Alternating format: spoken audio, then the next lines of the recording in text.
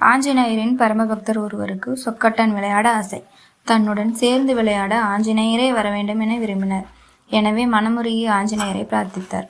அவர் முன் தோன்றிய ஆஞ்சநேயரும் பக்தரது விருப்பத்தை பூர்த்தி செய்ய ஒப்புக்கொண்டார். ஆனாலும் ஒரு நிபந்தனை விதித்தார். நான் விளையாட்டில் விட்டு கொடுக்க மாட்டேன், எனவே தோற்றால் நீ வருத்தப்படக்கூடாது என்றார். அஞ்சனை புத்திரன் பக்தரும் சம்மதித்தார். இருவரும் விளையாட ஆரம்பித்தனர். பக்தர் ஒவ்வொரு முறையும் ஜெயனுமான் என்றபடியே காய்களை உருட்டினார். ஆஞ்சநேயர் ஜெயராம் என்றபடி காய்களை உருட்டினார்.